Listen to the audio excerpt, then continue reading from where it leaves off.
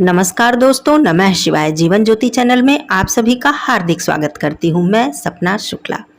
दोस्तों, आज की वीडियो में आप सभी लोग जानेंगे आषाढ़ मास 2025 गुप्त नवरात्रि के विषय में। दोस्तों, जब सृष्टि में अहंकार गहराता है तब माँ दुर्गा जी अपने 9 रूपों में प्रकट होकर पुनः प्रकाश फैलाती हैं। गुप्त नवरात्रि वो रहस्यमयी साधना का समय है, वो साधना का काल है जब माँ दुर्गा की आराधना से केवल शक्ति ही नहीं बल्कि हमें सिद्धियां भी प्राप्त होती हैं। आइए इस गुप्त नवरात्रि के विषय में संपूर्ण जानकारी प्राप्त करते हैं। कब से प्रारंभ हो रही है यह गुप्त नवरात्रि, कब तक रहेगी, कलश स्थापना का शुभ मुहूर्त क्या है, किस प्रकार से हम दुर्लभ से दुर्लभ सिद्धि इस गुप्त नवरात्रि में प्राप्त करें, ये सारी बातें आप लोग जानेंगे। तो आइए देर न करते हुए इस दिव्य यात्रा की शुरुआत करते हैं। देहि सौभाग्यमारोग्यम देहि मे परमं सुखम रूपम देहि जयम देहि यशो देहि दुषो जहि जयंती मंगला काली भद्रकाली कपालिनी दुर्गा क्षमा शिवा धात्री स्वाहा स्वधा नमोस्तुते। दोस्तों, पूरे वर्ष में 4 नवरात्रि पड़ती है, 2 प्रकट नवरात्रि और 2 गुप्त नवरात्रि। गुप्त नवरात्रि आषाढ़ और माघ मास में आती है। आषाढ़ मास के शुक्ल पक्ष से गुप्त नवरात्रि प्रारंभ होती है और यह गुप्त नवरात्रि 9 दिनों तक रहती है। जिस प्रकार प्रकट नवरात्रि में हम माँ के 9 स्वरूपों की पूजा अर्चना करते हैं, उसी प्रकार गुप्त नवरात्रि में हम माँ दुर्गा के 10 महाविद्याओं की पूजा अर्चना करते हैं। ये 10 महाविद्या कौन है, आपके मन में ये प्रश्न आता होगा। तो ये 10 महाविद्या हमारी माँ जगदम्बा जगत जननी का ही स्वरूप है। उन्हीं का स्वरूप है 10 महाविद्या, जिनकी की पूजा आराधना साधना हम गुप्त नवरात्रि में करते हैं। क्या हमें 10 महाविद्या की तस्वीर या उनका चित्र या उनकी मूर्ति रखकर ही पूजा करनी है? क्या हम प्रकट नवरात्रि की तरह कलश स्थापना करके माता दुर्गा जी का पाठ इत्यादि, मतलब कौन सा पाठ इत्यादि हम कर सकते हैं? दोस्तों, बात आती है यहाँ पर, प्रश्न ये आता है कि क्या गुप्त नवरात्रि और प्रकट नवरात्रि बिल्कुल अलग है? क्या हम उसी प्रकार पूजन अर्चन नहीं कर सकते जिस प्रकार की हम प्रकट नवरात्रि में करते हैं? क्योंकि मान्यता ये है कि गुप्त नवरात्रि में तांत्रिक साधनाएं की जाती हैं, तंत्र किए जाते हैं और बड़े बड़े जो साधक होते हैं, तांत्रिक होते हैं, वो लोग अपनी साधना करते हैं, तंत्र क्रियाएं करते हैं। तो देखिए, ये यहाँ पर समझिए, हम गृहस्थ लोगों के लिए उसी प्रकार पूजा अर्चना करने का विधान है जिस प्रकार की हम प्रकट नवरात्रि में करते हैं, लेकिन सब कुछ गुप्त तरीके से। उतना भव्य आयोजन या फिर कन्या पूजन, पंडित जी को बुलाकर हवन इत्यादि, ये सारे कार्य हम लोग नहीं करते हैं। जो भी करेंगे हम गुप्त रूप से स्वयं करेंगे, बिल्कुल शांत होकर हम करेंगे। और फल की मैं बात करूं, लाभ की बात करूं, तो प्रकट नवरात्रि से कई गुना अधिक लाभ हमें गुप्त नवरात्रि में की गई साधना से प्राप्त होता है। अब आइए बात करती हूँ कि क्या क्या कार्य हमें गुप्त नवरात्रि में करना चाहिए। तो देखिए, आप कलश की स्थापना भी कर सकते हैं, आप अखंड ज्योत भी जला सकते हैं, बिल्कुल अपने घर में शांत रूप से, बिल्कुल किसी भी प्रकार का बहुत भव्य आयोजन नहीं आपको करना है। और पाठ की मैं बात करूँ तो सबसे जो प्रभावशाली गुप्त नवरात्रि में आपको लाभ देने वाला, सिद्धि देने वाला पाठ है, वो है ललिता सहस्त्रनाम। ललिता सहस्त्रनाम का पाठ यदि आप संकल्प लेकर अपनी दुर्लभ से दुर्लभ मनोकामना को माता दुर्गा जी से विनती करके, प्रार्थना करके और संकल्प लेकर आप पूरे 9 दिनों तक ललिता सहस्त्रनाम का पाठ करते हैं और अंतिम में 9वीं तिथि पर सूक्ष्म हवन, स्वयं अपने ही हाथों से स्वयं सूक्ष्म हवन कर लेते हैं, मतलब उसकी पूर्णाहुति कर लेते हैं, तो समझिए कि कोई ऐसी सिद्धि नहीं है, कोई ऐसी मनोकामना नहीं है जो पूर्ण ना हो जाए। दूसरी बात, दुर्गा सप्तशती, ये तो माता जी का वरदान हमारे लिए है। इस पृथ्वी पर यह बहुत बड़ा वरदान हम सभी लोगों के लिए है, दुर्गा सप्तशती। क्या नहीं प्राप्त हो सकता है दुर्गा सप्तशती के पाठ से, या फिर उसमें इतने सारे खजाने भरे हैं। ऐसा नहीं है कि संपूर्ण पाठ आप करेंगे, पूरे 13 अध्याय का पाठ आप करेंगे तभी आपको लाभ मिलेगा। आप करें तो बहुत अच्छी बात है, नहीं तो दुर्गा सप्तशती खजाना है, वरदान है हम सभी लोगों के लिए। तो दुर्गा सप्तशती का संपूर्ण पाठ आप करें तो अच्छी बात है। मेरे चैनल पे पूरा नियम दिया हुआ है, पूरी विधि दी हुई है कि किस प्रकार से हमें दुर्गा सप्तशती का संपूर्ण पाठ करना चाहिए। आप दुर्गा सप्तशती पाठ विधि जीवन ज्योति डालेंगे तो आपको मिल जाएगा वो वीडियो। आइए और बात करती हूँ कि उसमें और क्या क्या वरदान हमारे लिए है। तो आप पूरा न कर पाए तो दुर्गा जी के 108 नाम, दुर्गा जी के 32 नामों की माला, देवी अथर्व शीर्ष पाठ, सिद्ध कुंजिका स्तोत्र जो कि अमूल्य धरोहर है और बड़ी से बड़ी सिद्धि प्राप्त करने का अचूक रामबाण उपाय है, दुर्गा कवच, नवाड़ मंत्र और दुर्गा सप्तशती में अंतिम में जो वर्णित सिद्ध मंत्र हैं दोस्तों, उसकी महिमा का वर्णन करना हमारे या आपके वश में नहीं है। तो जो सिद्ध मंत्र हैं उनमें से आप कोई एक मंत्र ले लीजिए अपनी मनोकामना हेतु, अपनी इच्छा के लिए, जैसी भी आपकी मनोकामना है उसके निमित्त वो सारे मंत्र दिए हुए हैं, आप ले लीजिए और उसे ही आप संकल्प लेकर प्रथम दिन से प्रतिपदा तिथि से संकल्प लीजिए और जितने भी मंत्र आप प्रतिदिन कर पाएं उतना ही संकल्प लीजिए और अंतिम में 9 दिन में वो मंत्र सारे करके आप अंतिम में पूर्णाहुति मतलब सूक्ष्म हवन कर दीजिए। दोस्तों, मंत्रों में इतनी शक्ति है कि दुनिया की कोई ऐसी सिद्धि मनोकामना नहीं है जो मंत्रों के द्वारा हमें प्राप्त न हो जाए।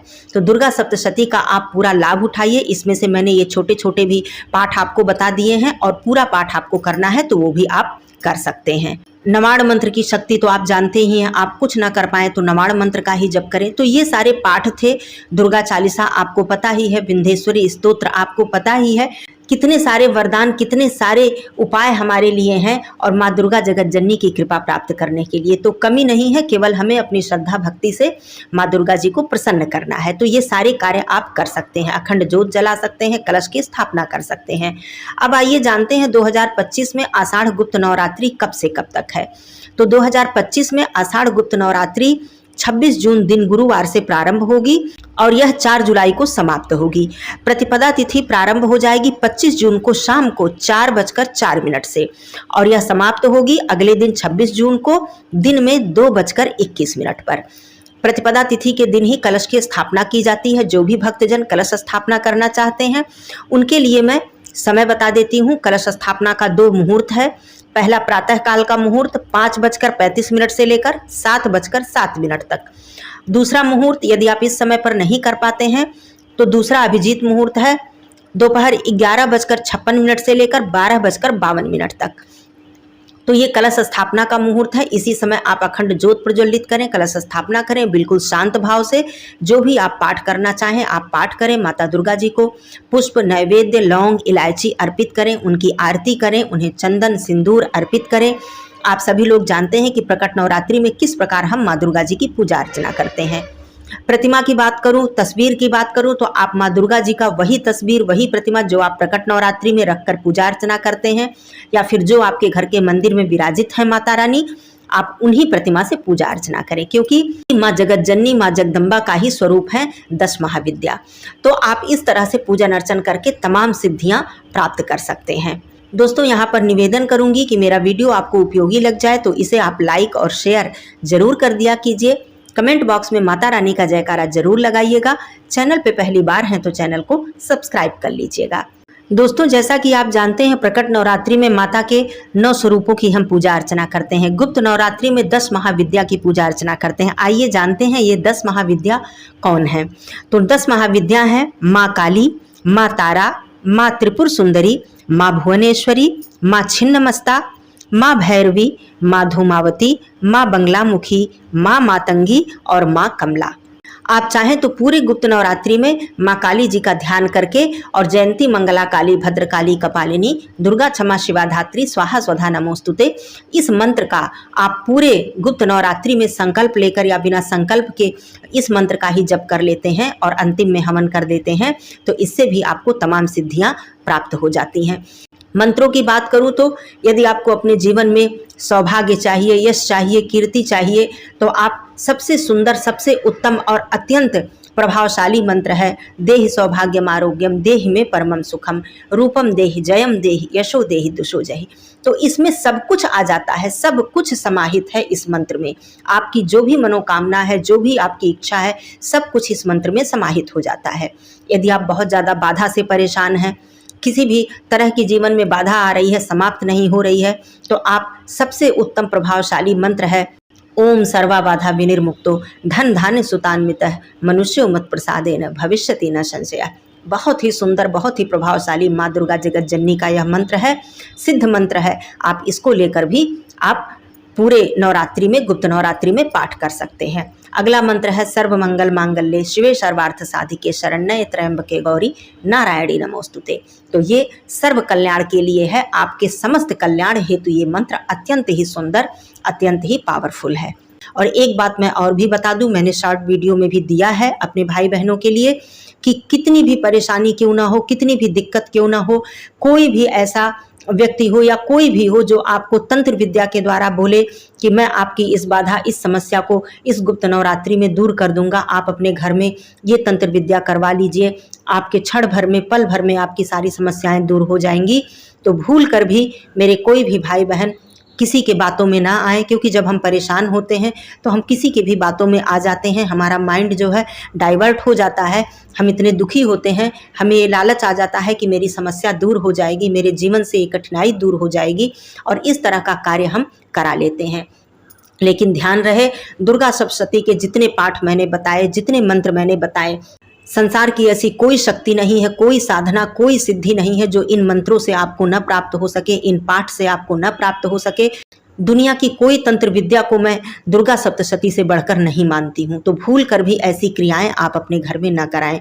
ये हमारे गृहस्थ जनों के लिए नहीं है, वो तांत्रिक और साधक लोगों के लिए है। वो लोग करें, जो भी करें, अपनी उनकी इच्छा है, लेकिन हम गृहस्थ लोगों के लिए ये खजाना माता जी की तरफ से है हमारे पास, इससे बढ़कर हमारे लिए कोई चीज़ नहीं हो सकती। तो कभी भी किसी के बातों में मत आइएगा, चाहे कितना भी दुख, कितनी भी परेशानी क्यों ना हो। मेरी ये बात आप लोग लिख कर ले लीजिए, चाहे गुप्त नवरात्रि हो या कोई भी समय हो, कभी भी इस तरह की क्रियाएं आप अपने घरों में ना कराएं। हम गृहस्थ लोग हैं, हमारे लिए बहुत सारे ऐसे वरदान हैं माता रानी की तरफ से और भगवान भोलेनाथ जी की तरफ से। मतलब इतने पाठ, इतने स्तोत्र हैं, आप जो भी जानकारी लेना चाहें आपको मैं जानकारी दूंगी, स्तोत्र, पाठ, चालीसा, मंत्र आदि के विषय में। लेकिन मैं अपने भाई बहनों से निवेदन करती हूँ, कभी भी कोई इस तरह की क्रियाएं कराकर अनावश्यक रूप से आप परेशानी मोल न लें। तो गुप्त नवरात्रि में बिल्कुल शांत होकर, शांत भाव से, शांत चित्त होकर आप इस तरह से, जैसे मैंने बताया, आप पाठ करें और तमाम मनोकामना जो आपकी है, दुर्लभ से दुर्लभ मनोकामना है, उसे माता रानी से कहें और उनका आशीर्वाद प्राप्त करें। और कोई प्रश्न हो तो पूछिएगा, मैं अपने भाई बहनों को तमाम छोटी छोटी जानकारियां भी देती रहती हूँ। निवेदन है कि चैनल से जुड़े रहिएगा, अपना प्यार, सपोर्ट बनाए रखिएगा। फिर मिलती हूँ अगले वीडियो में, तब तक के लिए धन्यवाद। नमः शिवाय, हर हर महादेव।